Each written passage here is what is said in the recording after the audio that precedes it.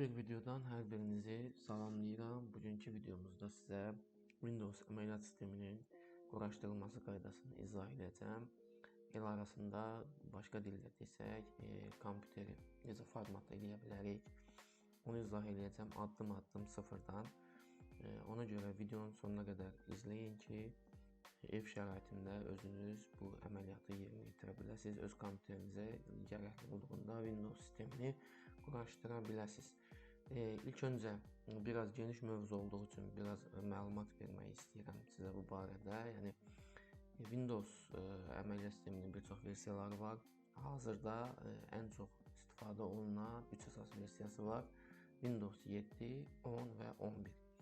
Windows 7 artıq şirkət tərəfindən texniki dəstəyə dayandırılmış bir əməliyyat sistemidir. Ancaq buna baxmayaraq, əksər ofislərdə, əksər şəxsi kompüterlərdə hələ də Windows 7 əməliyyat sistemindən istifadə olunur. Bu ona görədir ki, biraz köhnə kompüterlərdə, yəni istehsal ili köhnə kompüterlərdə göstəriciləri biraz zəif kompüterlərdə Windows 7 əməliyyat sistemi çox rahatlıqla çalışır. 10 və 11 üçün artıq əgər notebookdursa yenilənməlidir. Stolsuz kompüterdirsə onun yəni hissələri artıq müasir hissələrlə əvəz olunmalıdır ki, bu sistemləri dəstəkləsin. 7 və 10 əməliyyat sistemini özlüyündə 32 və 64 bit olmaqla iki yerə bölünür. Bunlar da yenə kompüterin göstəricilərinə uyğun olaraq biraz zəif kompüterlərdə 32 bitlik, daha güclü kompüterlərdə isə 64 bitlik əməliyyat sistemi quraşdırılır. Windows 11-də isə ancaq 64 bitlik əməliyyat sistemidir. Onun 32 biti yoxdur. Hal-hazırda ekranda həm 7, həm 10, həm 11 üçün tələb olunan sistem özəlliklərini görürsünüz. Kompüteriniz hansına uyğundursa və siz hansını yükləmək istəyirsinizsə, ona uyğun seçim eləyin ki, sonra hər hansı donmalar, ilişmələr, problemlər yaşamayasınız. Ümumiyyətcə bu proses servislərdə kompüter, yəni təmiri yerlərində çox qısa bir zamanda yerinə yetirilib sizə verilir müəyyən məbləğ qarşılığında. Ancaq özünüz eləmək istəyirsinizsə, həm öyrənmək istəyirsinizsə, həm də özünüz bu əməliyyatı yerinə yetirmək istəyirsinizsə, bu videoda sizə addım-addım bunu necə eləyəcəyinizi izah eləyəcəm. Bunun üçün iki vasitədən istifadə olunur. Biri DVD diskdir, biri isə flash kartdır. Hansı daha yaxşıdır, hansı daha məsləhətlidir desəz, mənim məsləhətim flash kartdır. Niyəsini izah eləyəcəm.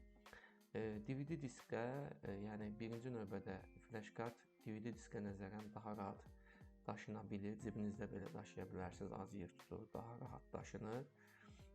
İkinci səbəb, DVD diskə yalnız bir əməliyyat sistemi yaza bilərsiniz. Flash karta isə həcmindən asılı olaraq, yəni bu 3 əməliyyat sisteminin hər bir versiyasını 32 bit, 64 ürəyiniz istəyən qədər içərisinə əməliyyat sistemi yazıb istifadə edə bilərsiniz. Normalda flash kartlara da ancaq bir əməliyyat sistemi quraşdırılır. Yəni Rufus proqramı var, onunla daha çox, yəni tanınmış proqram odur, ondan istifadə olunur. Bu proqram sizə həcmindən asılı olmayaraq bir flash karta yalnız bir əməliyyat sisteminin quraşdırılmasına icazə verir. Ancaq mən sizə göstərdiyim proqramla siz daha rahat qaydada bir flash kartda bu əməliyyat sistemlərinin hər birini yükləyib lazım olduqda hamısından istifadə edə bilərsiniz. Proqramın adı Ventoydur, budur, mən bunu bura yükləmişəm. Yükləmə linkini videonun açıqlama hissəsinə yerləşdirəcəm. Rəsmi saytı da var. Buradan Ventoy proqramının son versiyasını bu linkdən yükləyirik. Bura daxil olduqdan sonra Windows Zip gördüyünüz birinci linkə daxil olduqda bu proqram bura yüklənir. Sonra zip faylını açırıq, içərisindəki qovluğu zipdən çıxarırıq və artıq istifadəyə hazırdır. Bundan sonra mən nümunə üçün necə qurulur deyə, yəni kiçik həcmli bir flash kartda bunu sizə göstərəcəm. Əgər hər üç əməliyyat sistemindən, yəni 7, 10, 11 müxtəlif versiyalarını izah etdiyim kimi daimi olaraq yükləyib bu qaydada istifadə etmək istəyirsinizsə, ən azı 16, daha yaxşı olar ki 32 GB bir flash kart buna ayırasınız. Yox, sadəcə olaraq bir dəfəlik istifadə edəcəksinizsə, bir dəfə üçün kompüterinizə bunu yüklədiniz, daha sonra o flash kartı başqa məqsədlər üçün istifadə edəcəksinizsə, 8 GB-lıq flash kart sizə işinizə yarayacaq. Ventoy proqramının qovluq içərisindən açırıq, flash kartı kompüterə birləşdirirəm.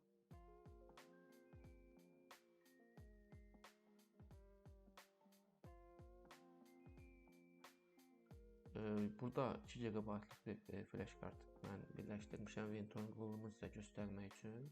Yəni bunun içərisinə heç bir sistem ata bilmərik. Dediyim kimi ən az ya 8 ya 16 GB-lıq flash kartdan istifadə etmək lazımdır və burada diqqət etməli olduğunuz bir məqam da var. Gördüyünüz kimi burada MBR deyə bir yazı var.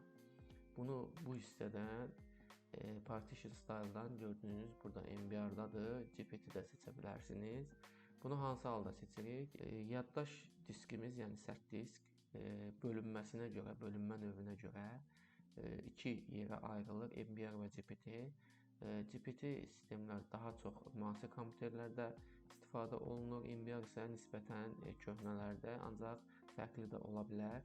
Bunu necə öyrənirik? Sistemi yükləməmişdən əvvəl, daha doğrusu Ventoyu flash karta yükləməmişdən, quraşdırmamışdan öncə hansı kompüterə yükləyəcəksə, həmin kompüterin hansı disk bölünməsində olduğunu təyin edirik ondan sonra. Siz əgər bunu gələcəkdə də dediyim kimi saxlayıb istifadə eləmək istəyirsinizsə, mən sizə məsləhət görərdim ki, 2 flash kartdan istifadə edəsiniz. Biri MBR üçün ayırasınız, birini GPT üçün ayırasınız. Çünki birindən o birisinə keçmək üçün yenidən flash kart silinməlidir və yenidən quraşdırılmalıdır. Hansında olduğunu öyrənmək üçün kompüter ikonunun üzərində mouse'un sağ düyməsini seçirik. Buradan Manage deyirik.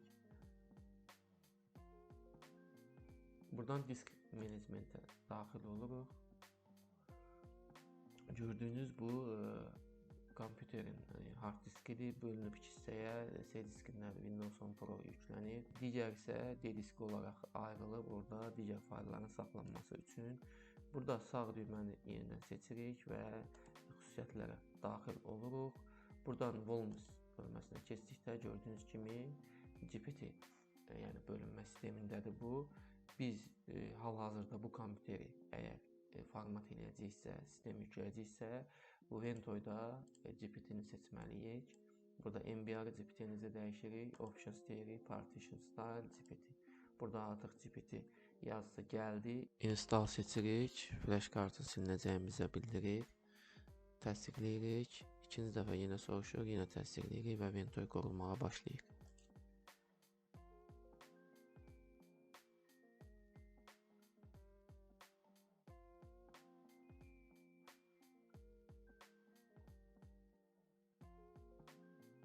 Giriş gəldi, Ventoy uğurla quraşdırıldı deyə və yeri gəlmişkən bir məsələni də diqqətinizə çatdırım. Ventoyu istədiyiniz vaxt yeniləyə bilərsiniz. Yeni versiyanı rəsmi saytdan yükləyirsiniz. Buradakı həmin quraşdırdığınız, hazırladığınız flash kartı birləşdirirsiniz, update deyirsiniz və yenilənir. İçərisində heç bir quraşdırdığınız sistem silinmədən, bu da bunun bir üstünlüyüdür. Artıq Ventoyu bağlaya bilərik. Buradan flash kartın adını da Ventoy olaraq dəyişdirib İçərisində əgər həcmi çoxdursa, əlavə fayllarınızı da saxlaya bilərsiniz. Ən çox soruşulan suallardan biri bu ki, sistemi quraşdırdıqdan sonra hər hansı bir faylı orada saxlaya bilərəmmi? Bəli, saxlaya bilərsiniz. Heç bir ziyanı yoxdur. Həcmi imkan verdiyi qədər bağlayırıq. Bundan sonra əməliyyat sistemini ISO formatında biz yükləməliyik. Mən sizə Windows 10 əməliyyat sisteminin quraşdırılmasını izah edəcəyimə görə Windows 10 əməliyyat sistemini necə yükləyəcəyik, onu izah edirəm. Windows 11-də də eyni qaydadadır. Hər ikisi Microsoftun rəsmi saytında var. Windows 7-nin artıq texniki dəstəyi bitdiyinə görə rəsmi saytında yoxdur. Google-dan axtarıb orijinal faylı tapıb yükləyə bilərsiniz. Bir çox saytlarda var. Windows 10 əməliyyat sistemini bu linkdən videonun açıqlama hissəsinə yerləşdirəcəm. Bu Windows 10 buradadır. Windows 11 də yenə rəsmi saytındadır. 7-ni isə bu qaydada Windows 7 ISO yazaraq axtarıb istədiyiniz saytdan bura yükləyə bilərsiniz. Windows 10 əməliyyat sistemini yükləmək üçün burada xüsusi bir proqram təminatı var. Buradan onu yükləyəcəyik. Yaxşı olardı ki, 11-i də elə həmin proqram təminatı ilə yükləyək, ancaq fərqlidir. 11 üçün də ayrıca yükləyirik. Hər ikisini yükləmişəm əvvəlcədən. Linkləri videonun açıqlama hissəsinə yerləşdirəcəm. Windows 11 üçün bu proqramı açırıq, çalışdırırıq. Windows 10-u yükləmək istəyiriksə bunu mən onu yükləyəcəm. Eyni qaydadadır hər ikisinin addımları. Windows 10 üçün açıram. Burada istifadə şərtləri gəlir, biz bunu qəbul edirik. Burada bizə iki seçim gəlir. Biz Windows 10 və 11-də artıq internet üzərindən, yəni Windows istənilən versiyasında biz bunu, yəni yüksəltmə yazılıb burada. Bunu yükləyə bilərik. Onlayn qaydada bizə internet lazım olacaq. Burada yüklənəcək və biraz daha uzun proses olacaq. Biz bunu, yəni internet olmayan yerdə eləyə bilməyəcəyik. Bizə lazım olan, yəni flash karta köçürmək üçün biz ikinci seçimi seçirik. Növbəti deyirik. Burada aşağıdakı avtomatik seçilib. Burada məsləhət görünən seçimlər deyə bir bölmə var, işarələnib. Bunu götürürük və bunlar artıq aktivləşir. Dil seçimi var burada. Təəssüf ki, Azərbaycan dili dəstəkləmir, yəni tam şəkildə. Quraşdırdıqdan sonra dil paketini əlavə yükləyə bilərik Azərbaycan dilin. Ancaq tam formada sistem, yəni bizə gördüyünüz bu dillərdə təqdim olunur. Bizə yaxın dil olaraq türk dili var. Daha çox üstünlük verilən rus dili var burada və ingilis dili. Yəni bu dildən birini yəni biz seçirik. Mən ingilis dilinə üstünlük verirəm. Siz istədiyiniz bir dili seçə bilərsiniz. Edition bölməsindən, yəni Windows 10 üçün biraz əvvəl dediyim, yəni bu proqram Windows 10 üçündür, 10'dur, ancaq başqa seçim yoxdur. Arxitektur bölməsindən isə 32 bit, 64 bit və hər ikisi. Bu axırıncı bölmə gördüyünüz hər ikisidir. Hər ikisi deyə yükləyin. Əgər istifadə edəcəksinizsə və növbəti deyirik. Buradan USB flash drive yazılıb, yəni flash kartdan söhbət gedir burada. Bu qaydada, yəni mən izah elədiyim qaydada bu seçimi seçmirik. Bu biraz əvvəl dediyim kimi flash karta birbaşa yükləyəcək və başqa bir sistem yarata bilməyəcəksiniz. Ancaq ISO faylı yüklədikdə mən sizə izah elədiyim Ventoy proqramından rahat formada istifadə edəcəksiniz. Ona görə ISO faylını seçirik və növbəti deyirik. Hansı qovluğa yüklənsin deyə bir seçim var. Mən masa üstünü seçirəm. Sadəcə Windows deyə yazılıb burada. Qarışdırmayasınız deyə digər versiyalarla bura əlavə edirik. Windows 10 x86 x64, yəni həm 32 həm 64 bitlik dil hansı dildədir onu da qeyd edib.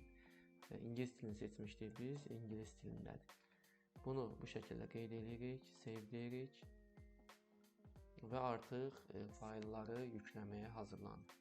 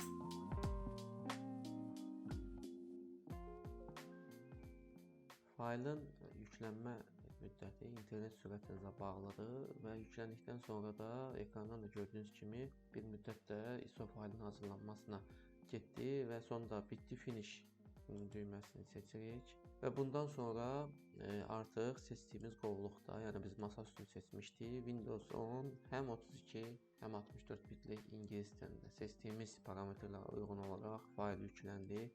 Həcminə baxaq.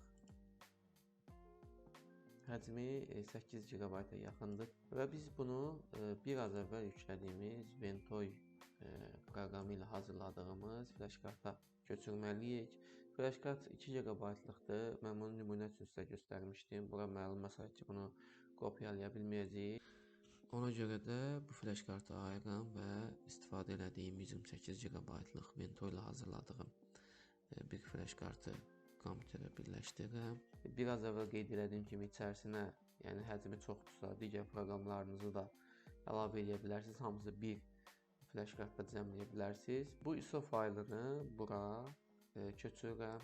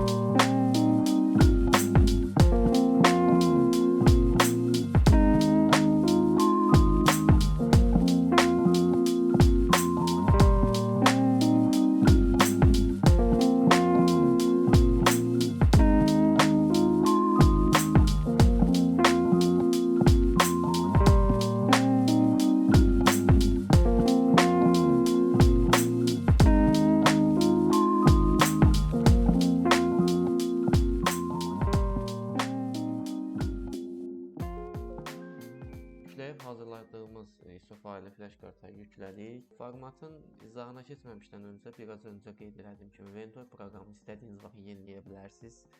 Mən bunu uzun müddət əvvəl hazırlamışdım. Yəni Ventoy birinci dəfə yükləmişdim.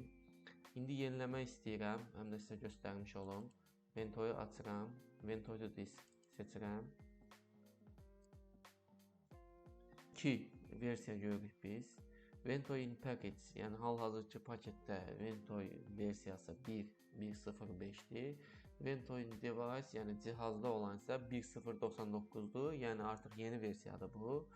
Və biraz əvvəl qeyd etdiyim GPT, hər ikisində də GPT-dir. Update seçirəm, yes deyirəm.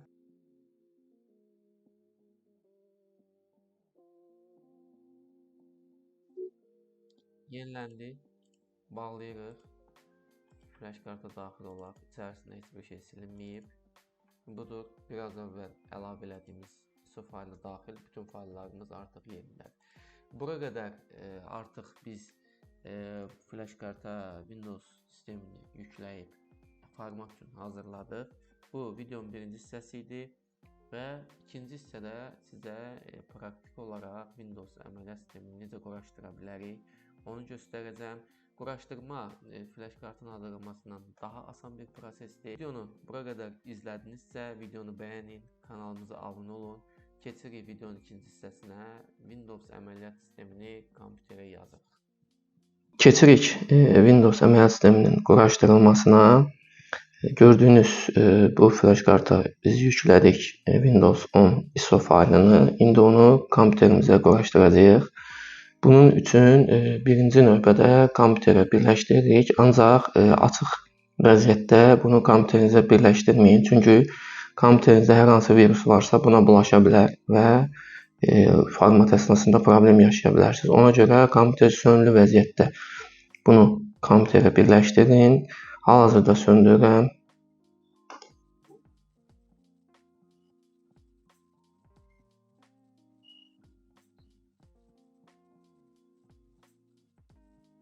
Kompüter söndürdükdən sonra flash kartı kompüterə birləşdirin.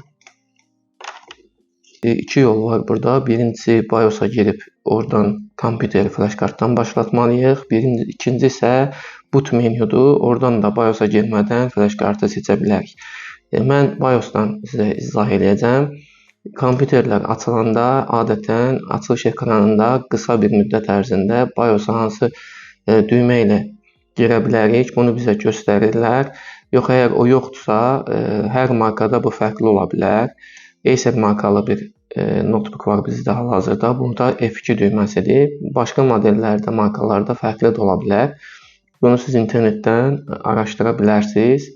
Notebookunuzun markasını yazırsınız və BIOS Enter bu formada və yaxud BIOS'a necə girilir bu formada yazsaz, hansı düymə olduğu sizə göstəriləcək. Və diqqət eləməli olduğunuz bir məqam da var. Əgər notebookdursa bu, batareyanın tam dolu olduğunu və enerji qoşulu olduğundan əmin olun. Çünki format əsnasında sönə bilər və onda yarımçıq qalacaq, yararsız hala düşəcək. Yəni sistem yararsız hala düşəcək, açılmayacaq. Yox, əgər stolüstü kompüterə eləyirsinizsə bunu, onda UPS cihazından istifadə eləyin mütləq. Kompüteri yandırıram, Windows logosu və yaxud hər hansı bir sistem varsa, onun logosu gəlməmiş, yox, əgər hər hansı bir sistem yoxdursa, ekran işıqlanan kimi F2 düyməsinə basacağıq. Kompüteri yandırdım. F2 düyməsinə qısa fasilələrlə basırıq. BIOS parolu var bizdə, bu 1-dən 5-ədir. Bunu daxil edirəm. Olmasa birbaşa BIOS açılır. Budur, BIOS ekranı gördüyünüz bu qaydadadır. Burada boot bölməsinə gəlirəm və gördüyünüz bu ikinci artıq flash kartın markası da burada yazılıb. Burada ardıcıllıq var. 1-dən 8-ə qədər hansı cihazdan başladılsın kompüter. Biz ikincini seçəcəyik, yəni bizim flash kartımız budur, bunun içərisindədir. Bunu birinci sıraya qaldırmalıyıq. Burada aşağıda da hansı qaydada qaldırdığımız qeyd olunub. Bu adətən F5, F6 olur, bəzən plus minusda ola bilər bu knopkalar. Hansısa aşağıda bunun açıqlaması olur. Bizdə F5, F6'dır. Aşağı gedən düymə ilə gəlirik ikincinin üzərinə. F6'nı seçirəm və 1-ə qalxdı gördüyünüz kimi artıq. Kompüterimiz seçdiyimiz flash kartdan başlayacaq. F10 düyməsi ilə yadda saxlayıram. Yes seçirəm və flash kartdan növbəti dəfə kompüter başlayacaq.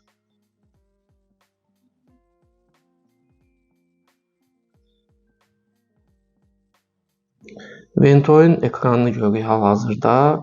Burada mən kopyalayanda da gördüyünüz kimi buradan Windows 7 də var. İstədiyimiz birini seçib hal-hazırda bura quraşdıra bilərik. Biz Windows 10'u quraşdıracağıq. Bura atdığımız fayl var idi, yüklədiyimiz. Onu axtarıb üzərinə gəlirik. Bu idi. Windows 10 adlandırdığımız qaydada ingilis dilində olan ISO faylı üzərinə gəlirik və Enter düyməsini sıxırıq. Buradan boot normal mod birinci. Bu bölməni seçirik. Biz yükləyərkən həm 32 bitlik, həm 64 bitlik versiyasını seçmişdik. O seçim burada bizim qarşımıza çıxır. 32 ya 64 bit hansını seçsək o qurulacaq. Biz 64 biti seçirik. Yəni kompüterin parametrləri 64 bitə uyğundur. 64 biti seçirəm.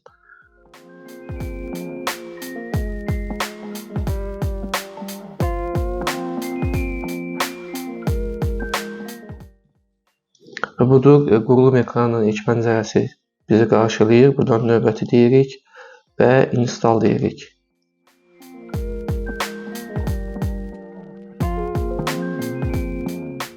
Windows'u aktivləşdirmə pəncərəsidir. Əgər lisenziya açarınız varsa onu bura daxil edirsiniz. Yoxdursa sonra da eləyə bilərsiniz bunu. Ona görə də aşağıda gördüyünüz bu mənim lisenziyam yoxdur. Bunu seçirik. Burada Windows 64 bit gördüyünüz kimi hamısı buradadır. Bir neçə versiya görürük. Burada Windows 10'un qarşısında yazılıb. Burada təhsil üçün olan var. Home yazılıb. Ancaq bunların arasında o qədər ciddi bir fərq yoxdur. Ən çox yayılmış, ən çox istifadə olan Windows 10 Pro'dur. Onu seçirəm. Növbətini seçirəm.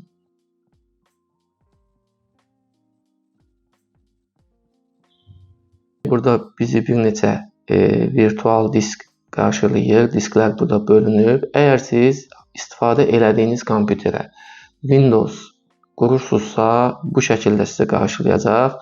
Burada Windows'un qurulu olduğu disk budur, 4-cü və gördüyünüz bu 6-cı diskdə isə mənim fayllarım var. Bu prosesə başlamamışdan öncə mütləq şəxsi fayllarınızı daşınan bir hard diskə köçürməyiniz məsləhətdir. Qurulum əsnasında hər hansı bir problem çıxa bilər, siz onu oradan götürə bilməzsiniz. Ancaq bir qayda da var, gördüyünüz bu dataya toxunmuruq. Burada format seçimini görürük biz. Bunların hər birinə format verib, üstdə gördüyümüz bu kiçik həcmli disklərə də və əsas bu Windows'a da format verib, üzərində saxlayıb növbəti desək, data diskinə toxunmasaq, sizin fayllarınız bu data diskinin içərisində qalmış olacaq. Yəni, əksər vaxt mən bundan istifadə edirəm, ancaq məsləhət görmürəm sizə. Çünki dediyim kimi, hər hansı bir problem yaşana bilər və o fayllar əlçatmaz ola bilər. Yox, əgər siz kompüteri yeni almışsınızsa və içərisində heç bir sistem yoxdursa, bu disklər burada görünməyəcək, sadəcə bir disk görünəcək və ümumi diskin həcmi görünəcək. Mən hamısını götürmüşəm, orada heç bir fayl qalmayıb. Ona görə bütün diskləri silib elə quraşdıracağam. Bir-bir bütün diskləri silirəm.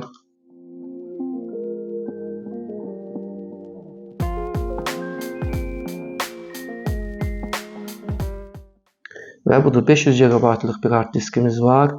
Onu burada bütöv şəkildə görürük və buradan New seçimini seçirəm. Bu bölmədə biz diski yenə 2 hissəyə virtual olaraq bölə bilərik. Bunu sonradan da eləyə bilərsiniz. Yaxşı olar ki, 2 hissəyə böləsiniz. Çünki biraz əvvəl qeyd elədiyim kimi, yenidən Windows yüklədikdə o sizə lazım ola bilər. Həm istifadə elədikdə də tək bir diskin içərisində fayllarınız qarşı olmasın deyə şəxsi fayllarınızı digər bir D diskində misal üçün saxlaya bilərsiniz və proqramları da C diskində Windows'un yüklü olduğu yerə quraşdıra bilərsiniz. Adətən bu bölünmə həmişə olur.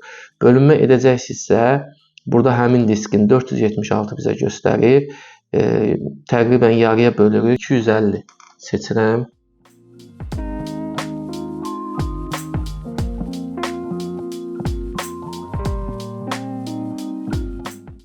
Və budur, 2 hissəyə bölündü. Burada 244, 245 təqribi GB bir yaddaş, burada isə 220. Bunu siz hesablayıb da bölə bilərsiniz. Əgər az fayllarınız varsa, daha çoxunu Windows yükləyəcəyiniz diskə verin. Çünki əlavə fayllar da yükləyəcəksiniz. Sizin seçiminizdən asılıdır. Bunun da üzərinə gəlib, burada New deyirəm və heç birinə toxunmuram. Bunu da tətbiq et seçirəm. Və budur, bunlar sistem diskləridir, biz bunu görmürük. 2 diskimiz var. Buna Windows'u qururuq. Bunu isə şəxsi fayllarımız üçün D diski kimi istifadə edirik. Üzərində saxlayıb növbəti deyirəm. Və budur, artıq qurulum başlayır. Bundan sonra heç nə etməyinizə gərək yoxdur. Sadəcə gözləyib növbəti aşağıda gördüyünüz bu finish bölməsinin gəlməyini gözləməlisiniz. Və bundan sonra kompüter bir neçə dəfə sönüb yana bilər. Bunu qarşıda da bizə bildirəcək.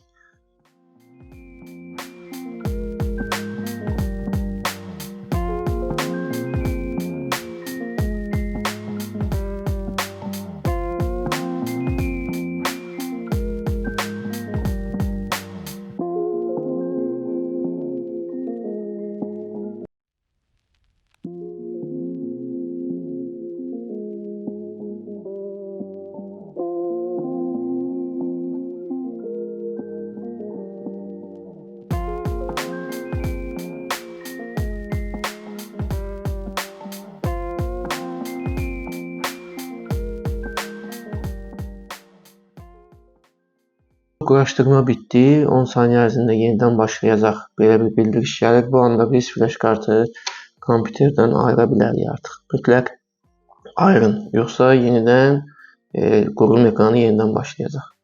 Ventoy açılacaq, yəni yenidən. Ona görə flash kartı ayırıb kənara qoyursunuz.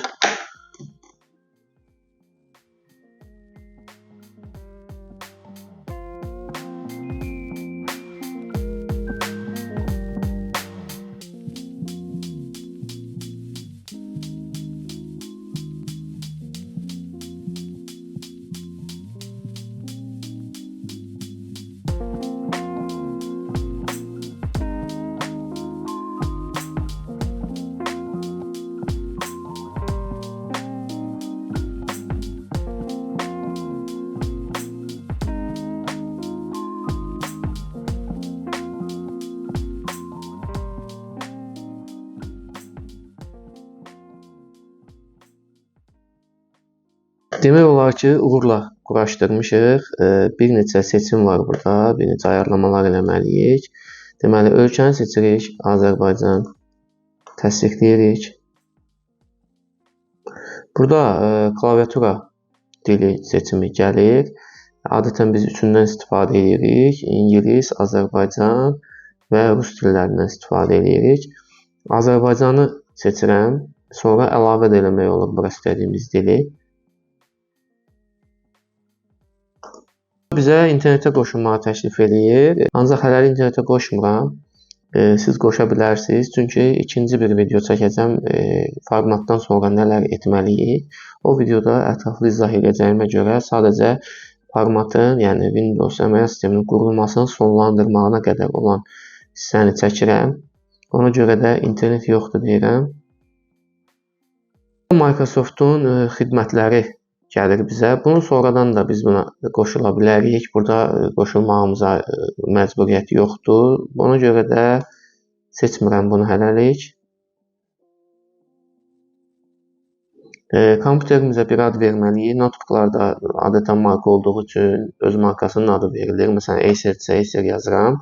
Ancaq fərqli adlar da verə bilərsiniz. Öz adınızı yaza bilərsiniz. İstədiyiniz bir adı yaza bilərsiniz. Acer yazdım, növbəti seçirəm. Parol təyin etmə bölməsi gəlir. Burada parolunuzu təyin edə bilərsiniz. Boş saxlayıb, yəni parolsuz sonradan da əlavə edə bilərsiniz. Sonradan da aktivləşdirə bilərsiniz parolu. Mən parolsuz davam edirəm. Qəbul edirik. Xidmətləri. Və bizi salamlayır. Burada da bir neçə saniyə çəkəcək. Son ayarlamalardır.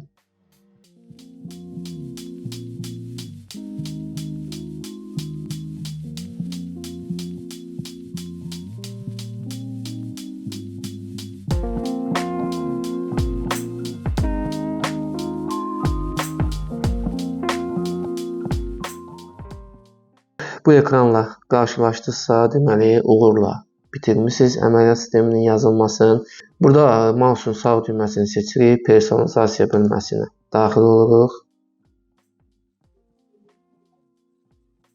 Buradan temalara keçirik və biraz aşağı düşdükdə gördüyünüz bu bölməyə giriş edirik. Ekrandakı qısa yolların seçimidir burada. Buradan kompüter bölməsinin istifadəçi faylları və kontrol paneli işarələyib tətbiq edirik. Bağlayırıq. Bunu həmişə mən bura yerləşdirməyi xoşlayıram. Zövqünüzə uyğun qoya bilərsiniz. Və bunu bu şəkildə sıralayırıq. Daxil olaq kompüterə. Burada bir disk görürük. Biz biraz əvvəl qurulum əsasında 2 disk seçdik. Bu burada görünmürsə, kompüter işarəsinin üzərində sağ düyməni seçirik. Manage bölməsinə daxil oluruq.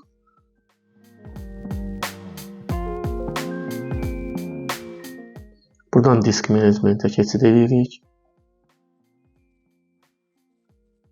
Və bu bizim Windows'un qurulu olan diskidir. Bu 2 dənə orada kiçik həcmli disk görmüşdük. Sistem üçün tələb olunan özü avtomatik böldüyü disklər həmin disklərdir. Və bu bizim saxladığımız, yəni öz fayllarımız üçün ayırdığımız diskdir. Sağ düyməni seçirik. Gördüyünüz bu bölməyə daxil oluruq. Buna bir hərf verməliyik. D diski avtomatik seçilir. Fərqli də seçə bilərsiniz. Təsdiqləyirik. Və gördüyünüz kimi burada bildirişlə gəldi. Format istəyəcək bizdən. Format seçirik.